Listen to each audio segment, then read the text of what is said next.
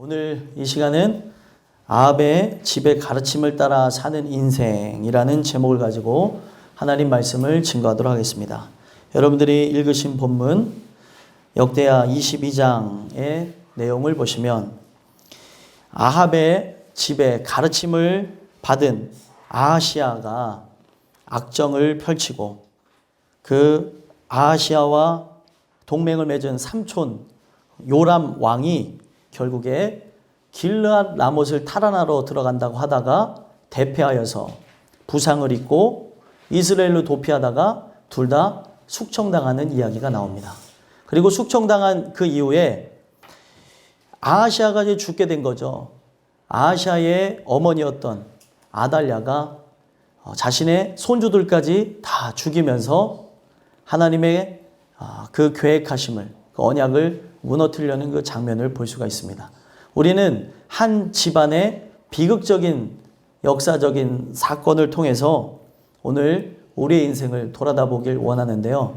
성경 속의 역사는 단순히 역사 공부하는 데에 목적을 두는 것이 아니라 우리의 삶을 비추는 빛으로서의 중요함을 두고 보는 것입니다. 그러면 이 아합의 이야기는 우리가 같이 돌아다 봐야 될 부분이고 왜 이런 일들이 일어났을까를 살펴보면서 함께 돌아봐야 된다는 것이죠. 왜 이런 일이 일어났는가 하고 봤더니 아합의 집의 가르침을 그들을 자손에게 주었다는 것입니다. 아합이라고 하는 인물은 어떤 인물이냐면 오므리의 아들입니다. 오므리는 인본외교를 펼쳤던 왕으로서 나라가 전쟁이 없게 하기 위해서 이웃나라와 결혼을 시킵니다. 이웃나라와 결혼하게 되면 싸울 일이 없겠죠. 사돈관계가 되어지니까 싸움이 일어나지 않을 것 때문에 자신의 아들과 자신의 아들 아합과 시돈 여자 이세벨이라고 하는 그 여인과 결혼을 하게 되어집니다. 결혼을 시키는 것이죠. 그 시돈 여자 이세벨은 누구냐면 바로 바알 숭배를 하는 제사장의 딸이었습니다. 그의 아버지도 왕이었지만 제사장으로서 바알 숭배에 앞장섰던 인물이었다는 것이죠. 그래서 그 바알을 숭배하는 집안의 딸인 이세벨이 아합과 결혼하게 되면서 여러 가지 문제가 생겨나게 되는데 그 여러 가지 문제가 어떻게 지속이 되어지냐면 우상을 숭배하는 것이 결국에 이스라엘 전역에 다 퍼지게 되어졌다는 겁니다. 아합은 북이스라엘 왕이었어요. 북이스라엘 왕하고 그때 친하게 지냈던 왕이 여호사밧이라고 하는 남유다 왕이었습니다. 그러다 보니까 둘이 친하다 보니까 어떤 일이 일어날까요? 우리 교회에서도 서로 친하니까 어떤 일이 일어나요? 사돈지간을 맺자 그러잖아요. 애들은 관심이 있는지 없는지 모르겠어요. 근데 이렇게 해서 계속 키우다 보면 애들이 결혼하더라고요. 옛날에는 그런 일들이 비일비재했습니다. 근데 요즘에는 그런 일이 없는데 저는 말씀이 수호되는 입장, 신앙이 수호되는 입장에서 진짜 은혜로 나가는 가문대 가문이 결혼하는 건 축복할 일이라고 생각합니다. 그들이 그렇게 해서 결혼을 해도 은혜 가운데 살아간다는 건 그들 소관이 아니잖아요. 하나님 소관이잖아요. 그런데 이방 민족이라고 할 수 있는 믿지 않는 자녀들하고 결혼을 시킨다는 거는 내 자녀를 불구덩이에다가 내놓는 거랑 똑같은 거예요. 너 저랑 결혼해서 망해 라고 하는 거 똑같다는 거죠. 그러니까 여러분들 지금 제 얘기를 잘 들으시고 이제 혼기에 가까운 자녀가 있는 분들 절대로 안 믿는 자녀하고 결혼시키지 마세요. 믿는 자녀랑 결혼을 해도 힘든 게 결혼 생활입니다. 이제 여러 가지 삶의 그런 살아왔던 방식들이 달라서 고통을 당하는 시대가 되어졌잖아요. 그러니까 제가 이런 얘기를 왜 드리냐면 오늘날 이런 일들이 계속 하나님의 은혜 가운데 살아가고자 하는 사람들이 계속해서 결혼하고 은혜로 살아가는 그 모임들이 늘어나야 된다는 거예요. 그런데 친하게 지낸 대상이 잘못된 대상이었죠. 여호사밧은 하나님의 말씀을 지켰던 선왕이었습니다. 그런데 우상을 숭배하는 사람과 친하게 지내는 거예요. 여러분들이 내가 은혜가 있다 그래서 자긍하게 되어진다면 나는 은혜가 있으니까 넘어지지 않겠지 하고 전방위로 모든 사람들하고 무분별하게 가깝게 지낸다면 그들에 의해서 넘어질 수 있는 게 여러분들과 저라는 겁니다. 그리고 하나님의 지혜를 받았던 솔로몬도 어떻게 되어졌어요? 이방 여인들과 결혼을 하면서 무너지게 되잖아요. 지금 옛날 얘기하는 거 아니니까 제 얘기를 좀 들어주시고, 다른 일 하지 마시고 저의 얘기를 집중해 들어주세요. 그러니까 우리가 자꾸 이런 옛날 얘기 같은 거를 왜 우리 삶에 적용하냐면 하나의 우리가 봐야 될 빛이고 모델이 되어지고 우리 인생이 이렇게 걷고 있다는 걸 알려주는 교과서니까 보는 거예요. 다른 이야기가 아니라는 거죠. 내 모습이 여기에 다 들어가 있다는 겁니다. 근데 여호사밧이 가깝게 지내지 말아야 될 아합의 가문과 가깝게 지내면서 서로 사돈을 맺게 되는 거예요. 그래서 여호사밧의 아들 여호람과 그 아합의 가문의 딸인 누구를 결혼시켜요? 아달랴하고 결혼시키는 거예요. 여호람과 아달랴가 결혼하게 되면서 아달랴라고 하는 그 인물은 아합의 집에서 바알 숭배를 계속해서 가르침을 받고 자라났던 자였다는 거예요. 그러다 보니까 집안에서 가장 중요한 게 누군 것 같아요, 여러분들? 여자예요. 엄마입니다. 아빠도 중요하지만 모든 가르침, 유대관계죠. 태어나서부터 어머니 젖을 먹으면서 엄마의 음성을 듣고 뱃속에서부터 유대관계를 맺으면서 가장 오랫동안 영향력을 미칠 수 있는 인물이 엄마라는 거예요. 그 엄마로부터 무엇을 그들이 전가받은 거예요? 바알 숭배 사상, 신앙을 전가받은 겁니다. 그러다 보니까 이 자녀들이 그 여호람과 아달랴라고 하는 그 인물을 통해서, 아달랴는 아합의 집에서 시집 온 거예요. 시집 온 그 여인을 통해서 누가 태어나냐면 아하시아가 태어나는 거예요. 아하시아.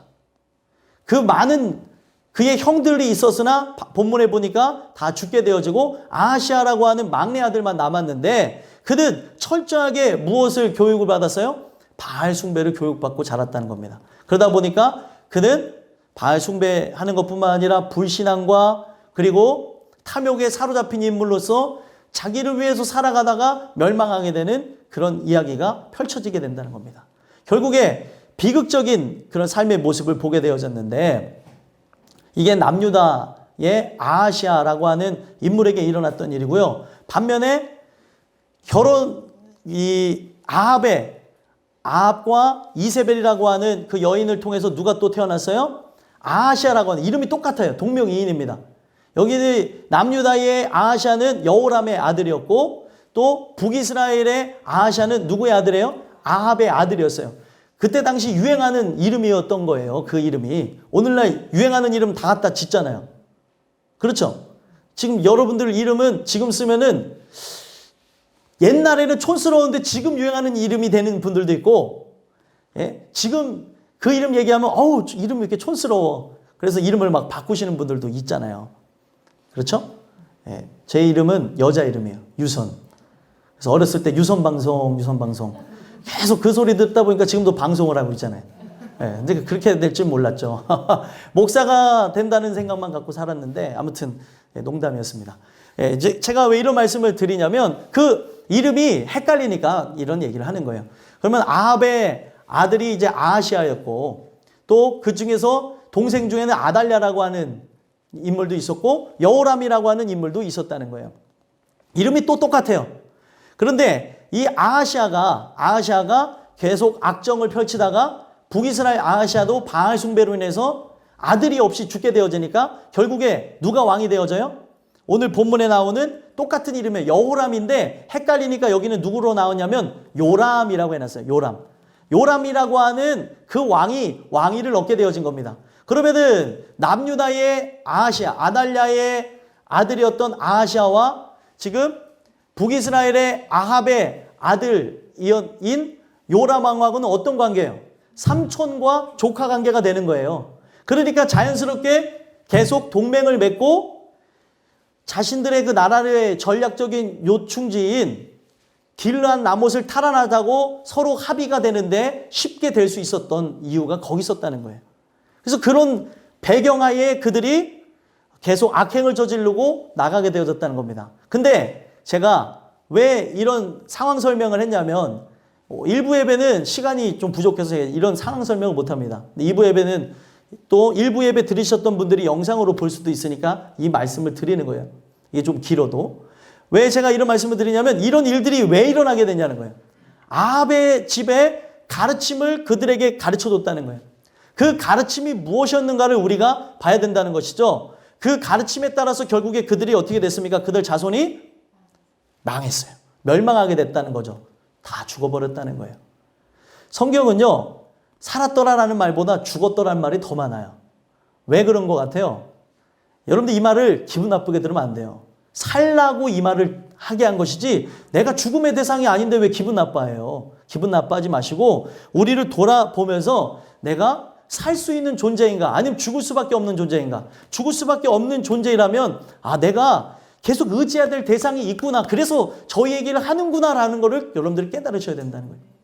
여러분들이 이 말씀을 들으면서 괴로울 때도 있고 듣기 싫을 때도 있고 고통스러울 때도 있는 걸 제가 잘 압니다. 전하면 여러분들의 그 5만 가지 감정이 저에게 느껴질 때도 있고 보여질 때도 있고 그래요. 그런데 제가 이런데도 불구하고 이걸 전하는 이유가 뭐예요? 이것을 듣고 살아야 되기 때문에 이것을 전하는 거예요. 여러분들 예수 생명이 들어오는 것, 거룩한 씨가 들어오는 건 세상의 그 법도 세상의 그런 안락함을 따라서 이루어지는 게 아니라는 거예요. 여러분들 이 주시는 말씀을 통해서 여러분들과 제가 지금도 아합의 집에 가르침을 받고 있는 자인지 아니면 그 아합의 집을 가르치고 있는 자인지 우리의 모습이 그 은혜로 나가는 자인지를 보게 되는 그런 역사가 있었으면 좋겠습니다. 그래서 오늘 말씀을 통해서 여러분들에게 세 가지 말씀을 가르쳐 드리길 원하는데요. 첫 번째, 아합의 가르침이 무엇이었냐? 바알 숭배를 가르쳤다는 거예요. 바알 숭배. 그 내용이 열왕기상 16장에 보게 되면은 이 아합이 왕위를 즉위한 다음에 그 아버지에 의해서 시돈 여자 그 이세벨이라고 하는 그 여인과 그 공주죠. 이세벨이라는 공주와 결혼하게 되면서 자연적으로 바알이라고 하는 걸 숭배하게 되어졌다는 거예요. 그럼 바알 숭배가 들어오면서 어떻게 되어졌느냐? 거기서 끝난 게 아니라 둘만의 신앙이 아니라 왕은요 힘과 권력을 갖고 있었습니다. 힘과 권력을 갖고 있다 보니까 백성들에게 이것을 설파하게 되어진 거예요. 그래서 사마리아에 바알 신전을 거기다가 세웠다는 그 얘기까지 나오게 됩니다. 우리는 이 내용을 통해서 봐야 되는 게 무엇이냐면 오늘날도 마찬가지예요. 부모의 권한이 어디까지인지를 봐야 된다는 거죠. 아합의 집안에 가르쳤던 그 바알 숭배 사상, 그 바알 숭배 신앙은 오늘날도 부모가 갖고 있는 신앙이 유전되어지는 건 아니잖아요. 하지만 그가 살아가는 그것을 그들이 보고 듣고 하게 되면서 신기한 거는 은혜를 따라서 세워지는 것은 보고 들어도 잘 세워지지 않는데 죄악을 따라서 사는 인생은 보고 들으면 그대로 산다는 거예요. 그래서 알코올 중독자 집안에서 알코올 중독자가 나오고 그리고 어떤 부분에서 정신에 대한 그런 고통을 알았던 집안에서 정신에 관한 그 문제를 자녀들이 똑같이 겪게 되어지고 왜 그런 일들이 일어나냐는 것이죠. 이거는요 계속 보고 들었고 함께 삶을 공유하게 되어진 그들의 삶이 곧 신앙이 되어졌던 것이 문제가 되어졌다는 거예요. 여러분들의 삶이 신앙이 되어진다는 것, 우리가 진짜 예수를 믿는다고 한다면 기분 좋은 일이지만 내 삶이 만약에 우상을 숭배하고 있다면 이것이 그대로 자녀들에게 보여지고 그대로 자녀들에게 들려지고 있다는 실정을 성경은 말하고 있다는 거예요. 그래서 여러분들 우리나라도 마찬가지죠. 우리나라 20세 이하까지는 누구의 영향권 안에 살아요? 부모의 영향권 안에서 살게 되어집니다. 그러면 제일 중요한 거는 그들이 영향권에 살아가면서 많은 것을 보고 듣고 배우지만 그들의 인상이 승리하게 되어지고 승리하지 않게 되어지는 것은 그들의 부모가 삶으로 여기는 것, 신앙으로 여기는 것이 무엇인지에 따라서 그들의 인생 60년 혹은 80년 그 남은 여생이 다 그것을 보고 따라서 살아간다는 거예요. 여러분들 이 아합의 집이라고 하는 집은 오늘날로 얘기하면은 기독교 집안하고 똑같은 거예요. 기독교 집안에서 하나님을 섬긴다고 하나 다른 하나님을 섬기게 되면 어떤 결과를 보여지는, 어떤 결과가 우리 앞에 보여질 것인지 예시로 정해놓은 거라는 거예요. 그러면 내가 오늘날 참 하나님을 섬기지 않고 있다면 이것은 오늘도 내 남편에게, 내 아내에게, 나의 부모에게, 내 자녀에게, 내 손주들에게 그대로 가고 있다는 거예요. 그게 무서운 거죠. 말씀을 들으면서 제가 전하는 거는 과거의 이야기의 목적을, 포커스를 둔 게 아니에요. 이 이야기가 내 얘기라는 거에 포커스를 두고 있다는 거예요. 왜 목사님은 맨날 왜 옛날 얘기를 꺼내서 얘기할까가 아니라, 그것도 여러분들 이 성경은요, 제가 늘 말씀드리죠. 이중 예언적인 구조로 되어져 있다고. 오늘도 제가 이 이야기하는 것이 어떤 사람에게는 율법적으로 옛날 이야기로 들려질 수 있겠지만 어떤 사람에게는 이게 신앙으로, 빛으로 나의 삶을 바꾸는 하나님의 비밀스러운 것으로 들려질 수 있다는 거예요. 누가 그 얘기를 했냐면 우리 예수님이 그 얘기를 하셨다는 거예요. 내가 너희들 위해서 비유로 얘기하는 이유가 무엇이냐면 하나님이 택한 영혼들에게는 그 비밀을 알게 하시고 듣게 하셔서 구원하는 목적을 두고 얘기하신 것이고, 그 외 사람들에게는 이것이 알려지지 않게 하는, 왜 난데없이 늘 보여지는 저 돌짝밭의 이야기를 하고 있고, 왜 가시밭의 이야기를 하고 있고, 왜 좋은 밭을 얘기하는가? 사람들은 육체의 말씀으로 들은 사람들은 눈치를 채지 못했다는 거예요. 이런 부분이 예수님의 그 말씀에 대한 기본 개념이 어디서 오냐면 이사야 6장에 보게 되면 이사야가 소명을 받을 때 하나님이 어떤 얘기를 했냐면 너가 가르치는 이 내용을 그들이 보아도 들어도 알지 못하게 하라, 이렇게 얘기를 하셨다는 거예요. 그래서 들려질 자에게만, 하나님이 필요한 자에게만 이 비밀스러운 말씀이 들려지게 하기를 원하셨다는 거죠. 그래서 그 개념을, 우리 주님은 말씀의 사람이잖아요. 우리 주님 자체가 말씀이시잖아요. 그것을 그대로 따다가 얘기를 하는 겁니다. 비유를 얘기를 하고 있는데, 오늘날 이 설교를 듣고 있는데 어떤 사람에겐 졸려온 이야기예요. 캐캐 묵은 얘기고, 어떤 사람에게는 생명이 전가되지 않고, 어떤 사람에게는 그냥 왜 저 얘기를 할까라고 하는 것으로 들려지겠지만, 이것이 필요한 영혼에게는 빛으로 들려지는 것이고, 어떤 영혼에게는, 가난 심령에게는 생수로서 들려진다는 거예요. 다 같은 은혜가 아니고 다 같은 말씀으로 들려지는 게 아닙니다. 여러분들이 이 말씀이 어떻게 들려지는지 여러분들이 누구보다도 잘 아세요. 그리고 이 말씀을 듣고 난 후 나의 삶의 행동과 말과, 그리고 여러분들이 일주일을 돌아보면 이것이 은혜가 되었는지 안 되었는지를 잘 안다는 거예요. 오늘도 이 말씀을 제가 전달하는 것은 다른 이유에서 전달해 드리는 게 아니라 아합의 집의 이야기를 통해서 봐야 될 여러분들 안에 꽁꽁 숨겨둔 바알 신앙이 존재한다는 거예요. 바알 숭배는 옛날에만 숭배한 게 아니라 오늘날도 만연해 있는 바알 숭배 사상이 교회 안에 침투되어져 있다는 거죠. 놀라운 거는 그 바알 숭배가 진짜 이스라엘의 신앙인 것처럼 각 문헌 가운데에, 문양 가운데에, 또 그들의 지붕에, 길거리에 만연해 있었다는 거예요. 유다가 멸망할 당시를 보게 되면 참 하나님을 섬겼던 이스라엘 사람들인데 각 거리와 그리고 집 위에, 지붕 위에, 그리고 모든 문양이 바알 신을 숭배하는 것으로, 제단에 피우는 향으로 가득했다는 거예요. 그런 일이 일어날 수 있겠습니까? 여러분들은 유일신을 섬긴다고 하는 남유다 사람들, 이스라엘 사람들에게 그런 일이 일어났다는 것은 오늘날 많은 사람들이 하나님을 섬긴다고 하면서 다른 하나님을 섬기는 풍토가 우리에게 그대로 들어오고 있음을 보여주고 있다는 거예요. 그러면 그 바알 숭배가 무엇이냐는 거죠. 아합이 가르쳤던 바알 숭배가 무엇이냐는 것이죠. 바알 신은요, 성경을 찾아서 그가 하는 일을 봤더니 풍요를 상징하는 신이고, 농사신이고, 전쟁을 주관하는 신이라고 얘기를 하고 있어요. 여러분들, 이스라엘 사람들이 가나안 땅에 들어갔잖아요. 가나안 땅에 들어가면서 자연적으로 그들이 눈으로 봤던 거는 농사를 지어서 먹는 거였습니다. 그 땅에 들어가자마자 그친 게 무엇이죠? 만나가 그쳤어요. 이제는 소산을 내서 먹고 살아야 되는 거를 그들이 눈으로 보게 되어지는 겁니다. 그러다 보니까 그들의 그런 삶의 그 진영 안으로 들어가게 되면서 자연적으로 농사를 지으면서 그 절기를 따라서 그들이 농사 짓는 법을 배웠을 거 아니에요. 그러면서 자연적으로 배우게 된 게 무엇이었냐면 삶의 풍요로움과 농사를 관장하는 것과 또 외세의 침략을 막아줘야 되는 전쟁에 대해서 관심을 갖게 되어졌다는 거예요. 이것이 그들 깊숙하게 들어가면서 이게 사상으로 들어오는지 모른 채 그들이 하나님을 섬긴다고 하는 감정적인 확신과 마음은 존재했는데 실상은 그들이 섬겼던 게 뭐예요? 그 삶이 곧 바알을 숭배하게끔 몰아가 버렸다는 겁니다.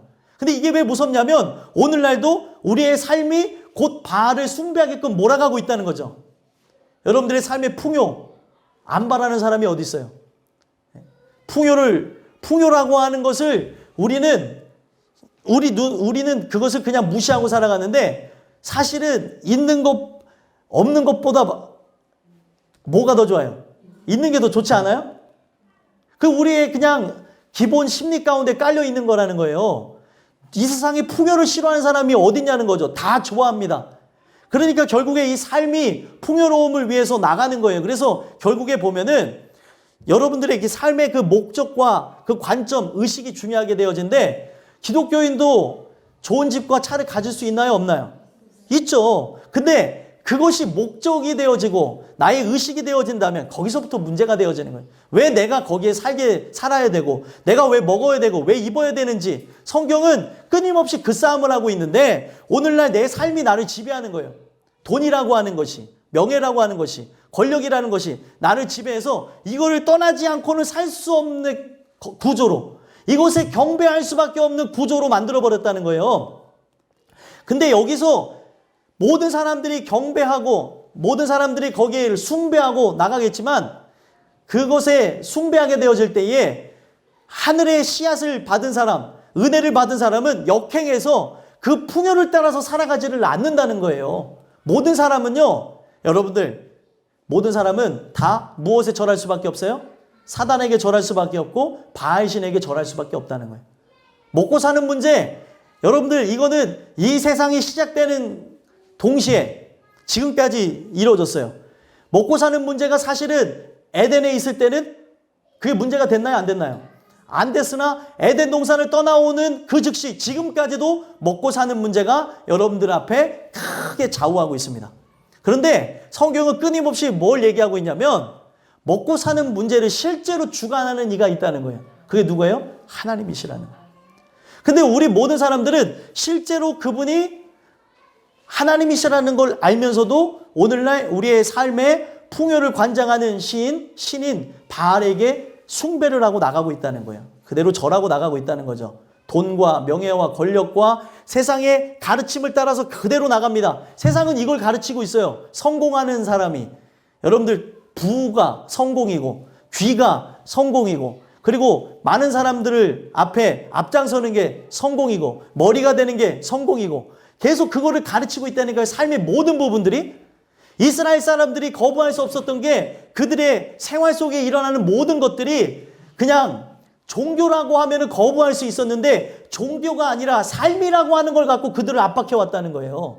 그러면 오늘날도 마찬가지입니다. 삶이라는 걸 압박해서 오늘날 목회자도 건드리고 있어요. 목회자가 뭘 해야 되는지를 모르게끔 건드리고 있고 또 성도가 무엇을 위해 살아야 되는지 모르게끔 그것을 건드리면서 오늘도 우리는 사단 앞에 절을 하면서 사단에게 경배하면서 살아가고 있게 되어져 있다는 거예요. 이게 이 바알 숭배의 사상입니다. 먹고 사는 문제. 그리고 농사신이 뭐예요? 먹고 사는 거의 가장 핵심은 농사였습니다. 오늘날 먹고 사는 거의 가장 큰 핵심은 뭐예요? 돈이겠죠. 그것을 관장하는 게 바로 바알신이었다는 거예요. 오늘날 이것이 잘못된 기조로 나오게 되면서 하나님이 먹고 사는 걸 관장하는 걸 맞지만 하나님은 그 먹고 사는 그 문제, 이 세상의 육신의 문제보다 더 중요하게 여기는 게 뭐예요? 먼저 그의 나라와 의였다는 거예요. 근데 먼저 그의 나라와 의에 대해서 교회가 집중시키고 목회자가 집중을 시키고 성도들이 관심을 갖는 게 아니라 이 세상에 당장 직면해 있는 문제인 진짜 먹고 사는 문제에 의해서 영원토록 살아야 되는 것에 대한 문제를 잃어버리게 만들었다는 거예요. 이게 가장 큰 문제라는 거죠. 농사를 관장하는 것, 비를 주관하는 것. 농사의 가장 큰 핵심이 뭐예요? 비 내리는 거잖아요. 그러니까 비 내리게 하기 위해서 그들이 어떻게 해요? 그 바알신을 숭배하는 그들이 질투나게 하는 거예요. 그래서 그들의 섬기는 그 신전에서 행음을 저지르는 거예요. 그 여사제와 남자들이 행음을 저지르면서 그것을 그들이 봤을 때에 어떻게 해요? 이 바알신이 보면서 어떤 생각을 갖게 하는 거예요? 질투를 나게 해서 아스다롯이라고 하는 그 자기의 부인신과 관계를 맺으면서 이 세상에 비를 내리게 하는 데에 목적을 두고 있다는 거예요. 여러분들 거기에 보면은 깔려 있는 게 무엇이냐면 음란이라는 거예요. 탐욕이라고 하는 것, 바알 숭배라고 하는 것에 깊이 들어가게 되면 음란한 것, 내 멋대로 살아가는 것이 그대로 있다는 겁니다. 오늘날 제가 이것을 왜 말씀을 드릴까요? 오늘날 많은 사람들이 음란이 무엇인지도 모른 채 그냥 세상적으로 음란한 게 음란이 아니라 오늘날 내가 먹고 살다고 하면서 하나님의 뜻을 준행한다고 하면서 죄악과 손잡고 나가는 이 모든 것들, 그것을 오늘도 육신적으로 구하고 있는 것이 음란이라는 거예요. 하나님은 천지만물을 주관하시고 하나님께서는 가나안이라고 하는 데를 인도하기 위해서 애굽에서 그들을 부르셨습니다. 그때 하나님이 하신 말씀이 뭐냐면 하나님이 너희들을 굶겨 죽이려고 부르셨냐는 거예요. 근데 그들은 어떻게 해요? 하나님에 대해서 오해하죠. 하나님은 가나안 땅이라고 하는 대로 그들을 인도하기 위해서 불렀으면은 먹이실까요? 안 먹이실까요? 먹이시겠죠. 근데 사람은 당장 직면한 문제에서 마르는 것 같고 이 사단이 함께 이 세상을 주관하는 일이잖아요. 세상을 정사를 갖고 주관을 사단이 하다 보니까 이 먹고 사는 문제에서 다 막히게 되어지니까 그들이 하나님을 원망하고 불평했다는 거예요. 오늘날도 마찬가지입니다. 요 일이 그대로 진행되어지면서 많은 사람들이 넘어지고 쓰러지고 있다는 거예요. 참신이 누구냐는 거예요. 하나님이죠. 하나님이 여러분들 죽이지 않으십니다. 근데 오늘날 우리는 당장 직면에 있는 그 문제 때문에 영원한 것을 포기하고 나가고 있다는 거예요. 그리고 또 전쟁이라고 하는 것을 사실상 하나님 안에만 거하면 일어나는 것이 아니에요. 근데 그들이 죄악 가운데 나가게 되면서 의지하게 되는 게 누굽니까? 전쟁의 신인 바알을 의지하게 되어졌다는 거예요. 왜 이 일이 일어났는가를 봐야 되는데 죄악 때문에 그렇다는 것을 보지는 않은 채 이것을 그냥 두려움 속에 하나님 내 죄를 하나님 잘못했습니다 라고 얘기하기보다는 두려운 마음만 갖고 이거를 해결해 달라고 하는 그런 문제로만 그들이 봤다는 겁니다. 결국에 바알신이라고 하는 것은 하나의 사상적인 움직임을 가지고 그들의 삶이라고 하는 문제를 갖고 그들을 삼켜버렸다는 거예요. 그러면 이 이야기는 옛날 얘기가 아니라 오늘날 신앙 생활을 한다는 모든 사람들을 이렇게 삼켜버리고 있다는 거예요. 여러분들은 어떻게 나가고 있습니까? 이 하나님이 우리가 하나님을 믿는 거는 그분의 뜻을 이루기 위해서 내가 구원을 받고 하나님이 명하신 사명을 감당하기 위해서 믿는 겁니다. 근데 하나님이 어떻게 반대로 되어져 있어요? 내 삶을 그냥 축복해주고 내 삶을 내가 가는 길, 마이웨이, 내가 걸어가는 길을 그냥 관장해줘야 되는 분으로 착각되어져 있다는 거예요. 세상의 신은 그렇게 존재합니다. 인간의 삶을 영화롭게 하기 위해서 그렇게 존재해요. 그러나 진짜 기독교는 존재하는 이유가 우리의 삶이 영화롭게 되기 위해서, 육신적인 삶이 영화롭게 되기 위해서 존재하는 것이 아니라 하나님을 영화롭게 하기 위해서 존재하는 것이라는 거죠. 내 삶에 먹는 것, 마시는 것, 입는 것, 직업을 가진 이유, 공부를 하는 이유, 그 모든 것이 하나님의 영광을 돌린다는 것에 목적을 두고 있다는 거예요. 그러면 누가 그렇게 살아가냐는 거예요. 누가. 은혜가 입혀지지 않으면 이거는 불가능한 것입니다.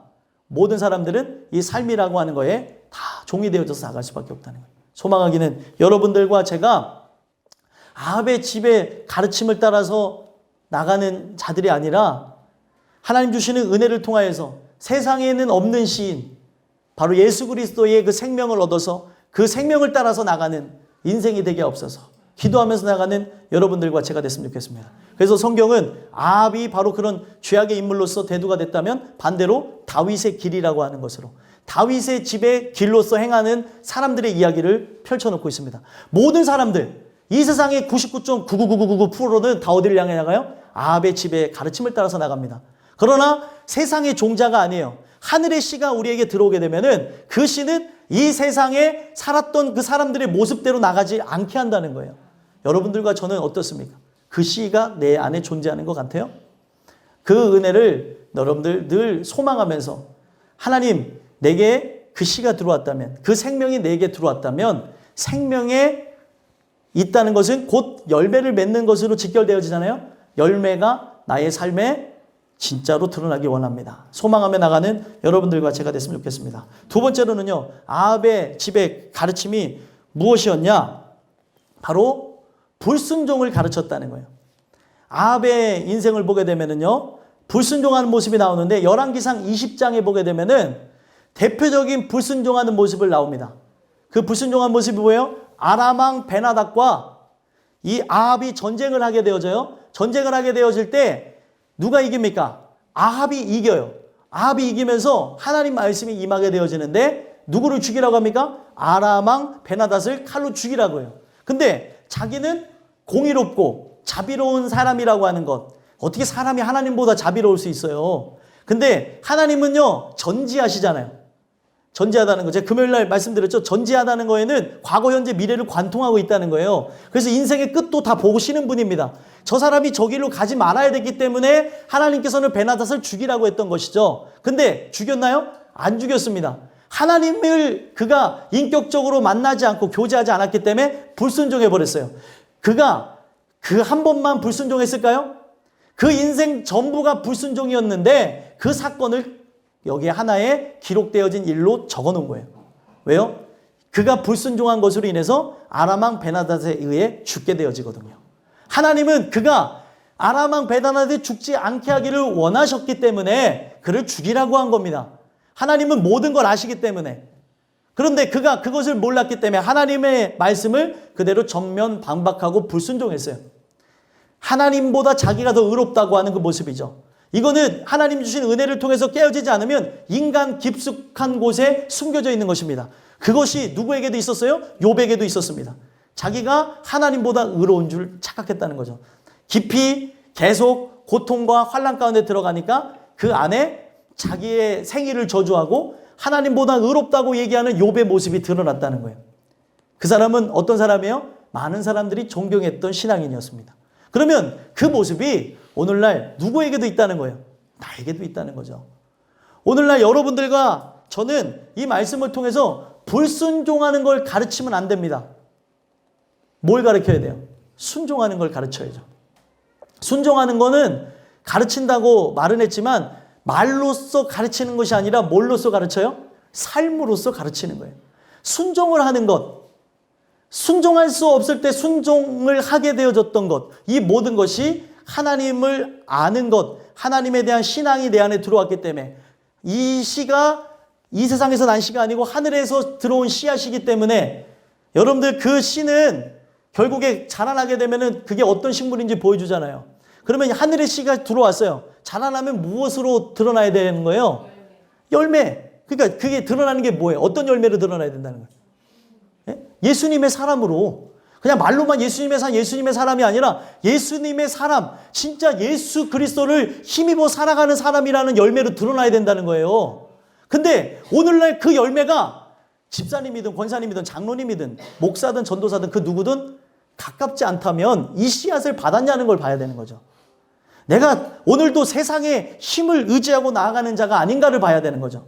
성경은요, 이렇게 얘기하고 있습니다. 성경은 뭐라고 얘기하고 있냐면 우리는 순종할 수 있는 존재래요? 순종할 수 없는 존재래요?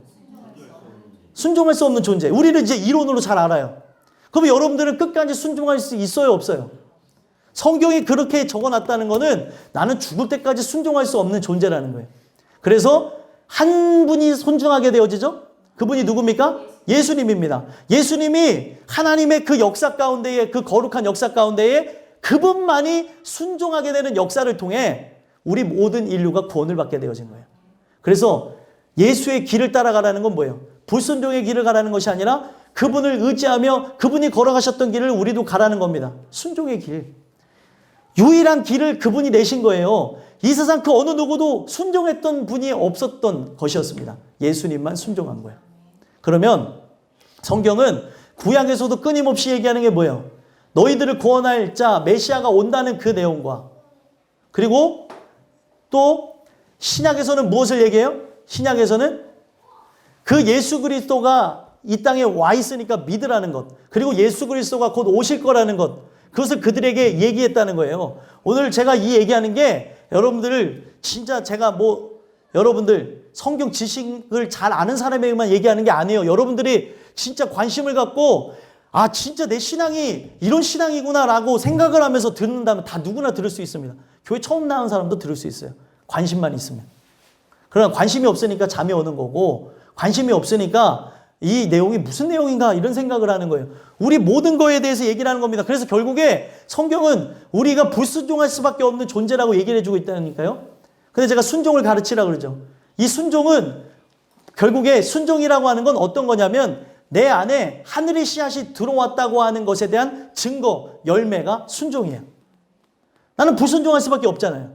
근데 어떻게 순종하냐는 거죠. 예수 그리스도의 보혈의 공로를 힘입어 순종하는 거예요. 예수 그리스도의 그의 힘을 의지하여서 순종하는 겁니다. 우리에게 있는 것이 아니에요. 그래서 영접한 자가 예수가 그 안에 있는 자만이 순종할 수 있습니다. 그래서 아들이 있는 자에게는 영생이 있다. 아들이 있는 자에게는 순종이 있다. 왜 이야기를 했냐면 오늘날 우리가 불순종할 수밖에 없는 존재이나 아들을 내 안에 모시게 된다면 그 아들이 내 인생의 주인이 되어준다면 순종할 수 있다는 거예요. 그것을 가르쳐야 된다는 거예요. 자녀들에게. 너와 나는 순종할 수 없는 존재야. 불순종할 수밖에 없는 존재야. 그런데 하나님은 이 불순종할 수밖에 없는 우리들을 위해서 예수님을 보내주셨어. 예수님이 모든 걸 이루셨어. 그분이 내 안에 오시면 우리는 순종할 수가 있고 그분의 뜻을 따라서 살아갈 수 있어. 순종이라고 하는 건 결국에 예수님이 내 안에 계시는 것을 통해 어떤 상황에서도 어떤 환경에서도 어떤 형편에서도 어떤 처지에서도 그분이 누가 되는 거예요? 우선순위가 되는 거예요. 전부가 되는 거죠. 인간이 할 수 없는 영역이라니까요. 여러분들 이런 부분에 대해서 내가 시험을 겪고 있다면 하나님이 사랑하기 때문에 그런 거예요. 야, 내가 이것을 왜 겪고 있지? 사랑하기 때문에. 왜 나에게 이런 일을 왜 내게 성령을 주셔서 내 마음을 감독해 주 예수 믿게 하는지. 왜 주 예수를 믿는 것으로 나는 다른 사람들이 걷지 않는 이 길을 왜 걷게 하시는지. 이것이 다른 사람들 모든 사람들에게 일어나는 일이 아니에요. 좁은 문 좁은 길을 걸어가는 것은 하나님의 택한 영혼들에게만 일어나는 현상입니다. 그런데 이것이 축복인데 저주인 줄 알고 이것이 하나님이 나를 사랑해서 주는 일들인데 그래서 나로서는 안 되고 나의 능으로 되느니라 나의 영으로 되느니라 라는 걸 가르쳐주면서 하나님을 더욱 의지하게 하기 위해서 이 모든 일들을 나에게 베푸시는데 여러분들과 저는 그것이 바로 저주인 줄 알고 하나님을 원망하고 불평하고 하나님에 대해서 다른 생각을 갖게 되어질 때가 있다는 거예요. 여러분들 우리가 말씀을 바로 알지 못하면 축복받은 상황을 저주하며 나아갈 때가 있습니다. 여러분들 욥에게 일어났던 현상은 눈으로 봤을 땐 저주죠. 그러나 하나님의 눈으로 보면 축복의 현상이었습니다. 그러면 우리의 삶에 있는 모든 영역들이 똑같다는 거예요. 왜 나에게만, 왜 나한테만 이래? 여러분들 사랑하니까 그렇죠. 하나님이 여러분들을 통하여서 행해야 될 일이 있으니까 요구하시는 거죠. 너 정말 믿음 있어? 너 믿음 있다고 하는데 너 믿음 내놓을 수 있겠니? 나를 위해 죽을 수 있겠니? 나를 위해서 헌신할 수 있겠니? 하나님 질문하는 거예요. 말로는 감정으로 누구나 죽을 수 있다고 합니다. 근데 삶에 겪어보지 않았던 문제가 딱 터져봐요. 순종 못해요. 그걸 통해서 얘기하는 게 뭐예요? 내가 나로서는 믿음이 날 수 없다는 걸 가르쳐 주시고 오늘날 우리가 전심으로 그분을 구해야 되는구나. 신앙이라고 하는 거는 자긍할 수 없고 섰다고 얘기할 수가 없구나. 늘 그분을 찾아야 되는구나. 그걸 가르쳐 주시는 겁니다. 그러면 그것을 가르쳐야 되는 거죠. 자녀들에게. 불순종함으로 나가는 걸 가르치는 것이 아니라 내 삶에 원망과 불평하는 것 누가 보고 있어요? 자녀들이 보고 있어요. 원망과 불평하는 것 내 부모가 보고 있습니다. 살아가면서 부정적인 그 의견과 사료를 내 모든 자녀들이 보고 있다는 거예요. 내 관련된 사람들이. 여러분들과 저는 잊지를 말아야 되는 게 결국에 이들이 불순종하면서 나갈 수밖에 없었던 것은 아합이라고 하는 집안에서의 모습이 끊임없이 하나님의 말씀을 거부하고 불순종한 결과라는 거예요. 우리가 은혜를 가르치고 그 은혜에 대해서 삶으로 살아간다 할지라도 하나님이 주관하셔서 이렇게 된다 할지라도 내 자녀가 하나님의 자녀가 되어지는 건 내 소관이 아닌데 왜 그들에게 불순종을 가르치고 있냐는 거예요. 내가 하는 말이 불순종을 가르치는 것이고 내가 하는 행동이 그들에게 불순종을 가르치는 것이고 내가 하는 모든 삶의 영향력이 나의 부모를 불구덩이에 넣는 것이고 내가 하는 그 모든 일들에 대한 처사가 내 남편을 죽이는 거고 내 아내를 죽이는 거고 내 자녀를 죽이는 거고 내 손주를 죽이는 것이다. 성경은 이렇게 얘기하고 있다는 거예요. 여러분들과 저는 어떻습니까? 순종하면서 살아가는 것 같나요? 우리는 죽을 때까지 순종할 수 없는 존재에게 예수님이 필요했던 거예요. 그렇기 때문에 예수님을 의지하는 겁니다. 이 내용이 여러분들과 저에게 그냥 종교적인 내용이 아니에요. 그래서 오늘도 예수가 죽으셨구나를 다시 한번 상고하게 해주시는 겁니다.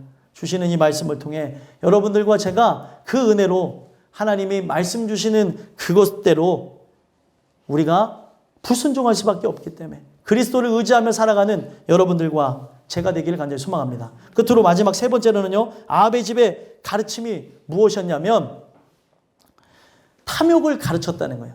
바알 숭배의 기본이 무엇입니까? 탐심이에요. 탐심. 우상이잖아요. 바알이라고 하는 우상을 섬기게 만든 거잖아요. 그러다 보니까 그들 안에 기본 베이스가 무엇이에요? 탐심입니다. 여러분들과 저는 육체라는 걸 잊고 있어서 탐심이 있어요? 없어요? 있습니다. 죽을 때까지 우리를 괴롭히는 게 뭐예요? 육신의 정욕, 안목의 정욕, 이생의 자랑이라는 것이 우리를 괴롭힙니다. 정욕적인 게 끊임없이 올라와요. 그래서 핸드폰에 대해서 욕심 갖는 사람 핸드폰 욕심 갖고, 태블릿에 대해서 욕심 갖는 사람 태블릿 욕심 갖고, 또 노트북 욕심 갖는 사람 노트북 욕심 갖고, 차 욕심 갖는 사람 차 욕심 갖고, 시계 욕심 갖는 사람 시계 욕심 갖고, 사람마다 욕심 갖는 분야가 다 틀려요. 나는 욕심이 없는데 하면서 어떤 사람은 내가 갖고 있는 액세서리 욕심 갖는 사람들이 있고, 또 어떤 사람들은 어떤 거에 욕심을 가져요? 먹는 것, 입는 것, 마시는 거에 욕심을 갖습니다. 욕심이 없다고 얘기할 수가 없어요. 죽는 그날까지 싸우는 게 이 욕심, 탐욕에 관한 문제라는 거예요. 왜 제가 이런 말씀을 드리냐? 바알 숭배는요, 이 욕심대로 살아가라고 얘기를 한다는 거예요. 너는 높은 사람이 돼야 된다. 큰 사람이 돼야 된다. 너가 높은 사람이 되어져서 이 세상을 변화시켜야 된다. 다 바알 숭배예요. 여러분들 기독교의 사상은 우리가 큰 자가 되라고 한 적이 없습니다. 작은 자가 되라고 얘기해요. 작은 자는 예수를 모신 사람이 작은 자예요. 그러면 그걸 계속 가르치고 하고 있는데 오늘날 모든 사회의 풍토는 큰 사람이 돼야 되고 성공이라는 거에 목표점을 두고 나간다는 거예요. 오늘날 부모도 내 자녀가 세상적으로 성공하고 싶나요? 아니면 성공하고 싶지 않나요? 성공하고 싶죠. 이거는 우리 모든 사람이 육체를 갖고 있으면서 갖게 되어지는 기본적 탐심이라는 겁니다. 이왕이면 잘 되는 게 좋고, 이왕이면 다움치마가 좋고, 그리고 우리가 봤을 때 좋은 저고리가 좋지 않겠어요? 그런데 성경은 이 모든 거를 다 역행해버린다니까요. 다 뒤집어버린다니까요. 그것대로 살아가지 말라고 가르치고 있다는 겁니다. 여러분들, 우리의 살아가는 삶 속에 이 탐심이 얼마나 무섭냐면은 결국에 아합이 그렇게 가르친 그 탐심이 성경에 보니까 어디 나오냐면은 그 열왕기상에 보게 되어지면은 열왕기상 21장인가요? 한번 볼까요? 거기 보면은 나봇의 포도원을 차지하려다가 죽이는 그 장면을 볼 수가 있다는 거예요. 나봇의 포도원을 차지하려다가 21장에 보면 나와 있습니다. 나봇의 포도원, 왕궁 앞에 보여져 있는 아름다운 포도원이었습니다. 여러분들, 왕은 모든 걸 권력으로 얻을 수 있어요? 없어요? 있어요. 근데 그 권력으로 얻을 수 있는 왕 앞에 가로막은 게 뭐냐면 하나님의 법이 가로막았습니다. 근데 그 법을 어떻게 해요? 이 법이 가로막아서 저거를 빼앗으면은, 저 땅을 자기가 임의로 갖게 되어지면은 뭐예요? 하나님 말씀에 대해서 어기게 되는가 찝찝한 마음을 갖고 있었다는 것이죠. 그러니까 어떻게 했습니까? 그가 왕에 대해서 모독하고 하나님에 대해서 모독하게 헤어졌다는 그것을 뒤집어 씌웁니다. 누명을 뒤집어 씌워서 죽게 만들었다는 거예요. 여러분들 보세요. 그쪽 자기 모든 걸 누릴 수도 있고 더 좋은 별장도 갖고 있을 수 있는 게 아합인데, 사람이 갖고 있는 작은 포도원 하나를 얻고 싶어서 어떻게 합니까? 썩어질 것을 위해서 얻지 못하니까 어떻게 되어져요? 그 포도원을 못 가지니까 아합이 밥을 안 먹는 모습이 나와요. 얼마나 유치합니까? 그걸 갖고 싶어서 밥을 못 먹으니까 더 악한 여자였던 이세벨이, 우상숭배의 원조 아닙니까? 그 이세벨이 어떻게 됐습니까? 그 꾀를 내가지고 그 땅을 갖게 해줬다는 거예요. 여러분들, 썩어질 것을 위해서는 우리가 잠도 못 자면서 얻고 싶어서 괴로워하는 모습이 있는데, 영원한 것에는 관심이 없는 게 바로 아합의 모습이었다는 겁니다. 이게 탐심이 갖고 있는 것에 대한 결과라는 거죠. 탐심은 곧 이 세상 것들을 사랑하게 되는 거예요. 근데 오늘날 많은 사람들이 이 세상 것들은 다 사랑하면서 나가는데, 다 원하면서 그걸 바라보면서 나가는데 영원한 것에 대해서 사모하게 가르치냐는 거예요. 여러분들과 제가 그 자녀들을 가르칠 때에 또 부모에게 복음을 증거할 때에 여러분들 이 아합의 집에 가보니까 그 부모의 입장에서 한번 봐보세요. 여러분들과 저는 그들에게 무엇을 가르치냐는 거예요. 세상에 썩어질 것에 대해서 다 누리게 해주는 것이 부모의 잘하는 도리가 아닙니다. 성경적으로는 그것을 가르칠 때에 내가 다 누리고 살지 못해도 영원한 천국이 있음에 감사하며 살아가야 된다는 걸, 그걸 가르치는 거라는 거예요. 근데 오늘날 우리는 탐심을 꼭 다 이루어져야 되는 것처럼 부모들이 다 혈안이 되어져서 빚까지 내서, 빚까지 내는 데는 뭐 우리 꼭 대출받는 게 빚이 아니잖아요. 카드를 긁어서까지 다 사준다니까요. 내 상황이 그걸 사줄 수가 없으면 안 사줄 수도 있어요. 왜냐? 자녀들이 바라봐야 되는 건 영원한 것입니다. 여러분들 좀 보수적인 것 같아요? 말이 안 되는 것 같아요? 성경은 우상이 무엇인지에 대해서 그대로 얘기를 하고 있는데, 우상이 뭐냐면 영어로 아이돌이에요. 아이돌. 여러분들 아시죠? 애들이 열광하는 아이돌.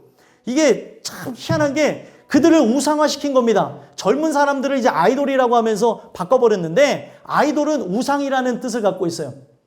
그러면 아이돌이라고 하는 것에 대한 원문을 보게 되면 나를 상징하죠. 돌, 내가 마음속에서 품었던 인형, 형상을 얘기하는 거예요. 그러면은 오늘날 여러분들이 아이들의 그런 발달 과정에 도움된다고 하면서 주는 장난감 또한 이게 무엇이 되는지 아십니까? 우상이 되어질 수가 있다는 거예요. 장난이라고 하는 것, 장난감이라고 그러죠? 장난이라고 하는 것은 우리나라 순말이 아니에요. 한문에 장난이라고 하는 것을 통해서 왔습니다. 장난이 무엇이냐면 자기라고 하는 게 자기가 지을 짝. 그래서 장문이라고 그러잖아요.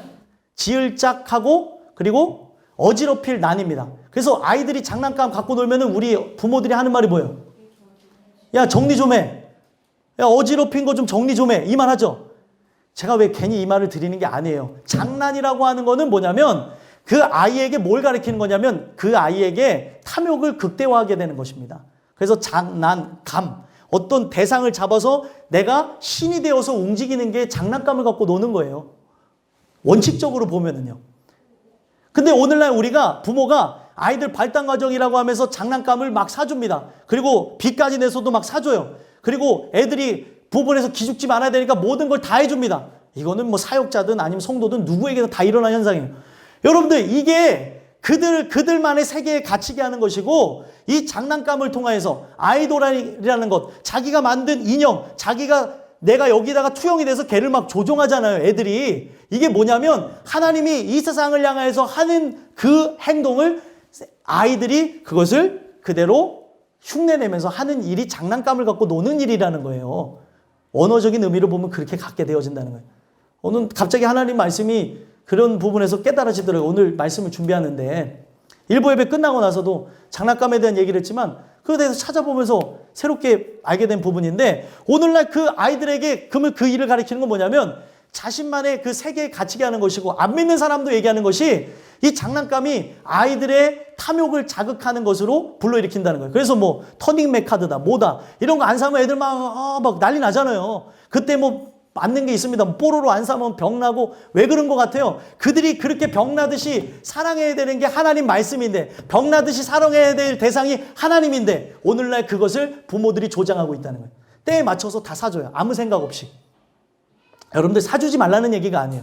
사주되 가르칠 걸 가르치지 않으면 이 아이들은 자기만의 세계에 빠집니다. 장난감을 가지고 놀던 습관이 커서는 뭘로 바뀌어요? 내가 원하는 레저 생활로, 취미 생활로 바뀌는 거예요. 장난감 갖고 놀았던 게 나중에는 내가 원하는 것, 사람을 갖고 노는 사람도 있고, 어떤 부분에서 내가 원하는 취미 생활, 낚시하고 내가 원하는 것, 내가 좀 즐거울 만한 것을 찾아서 노는 것을 그대로 갖고 있다는 겁니다. 장난이라는 것에 대한 어원을 딱 찾아보세요. 거기 보면은 유희와 놀고 먹는 것으로 다 가득 차 있다는 거예요. 그러면 이것이 무엇을 얘기하고 있냐는 거예요. 썩어질 것을 위해서 다 정신을 빼놓고 나가다가 결국에 본질적인 걸 잊게 만드는 것이 사단의 목적이라는 겁니다. 그들의 탐심에 의해서 우상을 만들고, 그 우상을 애들이 좋아할 만한 걸 만들어낸 게 인형 아니에요? 애들이 좋아할 만한 거, 돌이라 그러잖아요. 영어로 돌이라 그러잖아요. 그게 돌이라고 하는 게 아이돌에서 온 거예요. 그러면은 그 형상을 만들어낸 것, 애들이 좋아할 만한 것, 애들은요 어렸을 때는 이 둥글둥글한 걸 좋아하게 되고요. 크면서 점점 세밀한 거, 그리고 이 막 변신되어지는 걸 좋아하게 되어집니다. 이것이 그대로 커나가면서 뭐가 되어져요? 내가 원하는 바대로 즐기는 삶으로 나가게 된다는 거예요. 자신의 라이프 생활로. 오늘날 우리가 이것을 다 가르치고 있다는 거예요. 바알 숭배가 우리 삶으로 들어와 있다니까요. 오늘날 여러분들과 제가 은혜로 가르치지 않으면 자녀들이 그 모든 것을 따라서 이거를 못 가져서 막 울고 하는 게 생겨요. 안 생길 것 같아요? 생깁니다. 그럴 때 가르쳐야 되는 게 말씀이에요. 우리가 이 세상의 것을 다 얻고 살아갈 수가 없다. 근데 부모의 마음은 알죠. 다 해주고 싶은 것. 제가 자녀가 없어서 이런 말을 하는 게 아니라 하나님 말씀이 이러니까 여러분들에게 말씀을 드리는 거예요. 오늘 우리가 이 모든 부분에서 봐야 되는 게 무엇인지 봐야 되는 거죠. 부모는 단순히 여러분들 세상의 것을 만족시키는 게 부모의 역할이 아니라 가급적 나를 부모로 부르신 거는 저 독립된 개체로 볼 수 있는 나의 사랑이라고 하는 것을 연결되어지지만 구원에 관해서 독립된 개체라고 분명히 성경에서 얘기해주고 있다는 거예요. 그 자녀에게 복음을 증거하기 위해 나를 부모로 부르신 거예요. 복음을 증거하기 위해서 여러분들에게 직분을 주신 것이고 복음을 증거하기 위해서 이 모든 것들이 진행되어지고 있는데 오늘날 우리가 무엇을 가르치면서 나가고 있냐는 거예요. 탐심을 조장해주고 있다는 거예요. 썩어질 것을 위해서 살아가게끔. 없어도 살 수 있는데 영원한 것에 대해서 소망하게끔 오늘도 가르쳐야 되는데 오늘도 그것을 위해서 그 말씀을 가르치고 나가야 되는데 그래서 어른들이 얘기하잖아요. 옛날에 더 먹을 게 없고 누릴 것이 없었던 그 시절이 더 행복했다고 하는 이유가 무엇일까요? 육신적인 삶에서도 찾아볼 수 있는 해결점이 있고 영적인 부분에서 더욱더 볼 수 있는 게 있습니다. 여러분들 우리의 삶에 너무 풍요로운 것이 가득 차서 우리가 원하는 바대로 풍요로운 것이 가득 차서 하나님 말씀이 들어올 공간이 없어지고 있어요. 소망하기는 오늘 주시는 이 말씀을 통해서 나는 탐욕을 가르치면서 살아가고 있지 않은가. 내 모든 삶이 육신의 것을 위해서 썩어질 것을 위해서 살아가기 때문에 그들이 이 모든 것들을 배우고 나가고 있지는 않은가. 우리가 한번 생각해 봤으면 좋겠고요. 오늘 이 주시는 말씀을 통해서 하나님 주시는 그 은혜로 영광 돌리며 나가길 소망하는 여러분들과 제가 됐으면 좋겠습니다. 이 말씀을 다시 한번 생각해 보시고 또 돌아다 보시고 묵상하심으로 우리가 아합의 집에 가르침을 따라 살아갈 수밖에 없고 가르칠 수밖에 없습니다. 은혜는 모든 걸 역행하게 만들고 사고점을 바꿔주고요. 우리의 삶의 인식과 관점을 바꿔줘요. 여러분들과 제가 바로 이 세상에 많은 사람들이 큰 문을 위해서 나간다 할지라도 좁은 문, 좁은 길, 세상 앞에 멍청해 보이고 답답해 보이고 또 미련해 보인다 하더라도 그것을 가르쳐주는 하나님의 사람들이 되시기를 예수 그리스도의 간절히 소망합니다. 기도하겠습니다. 하나님.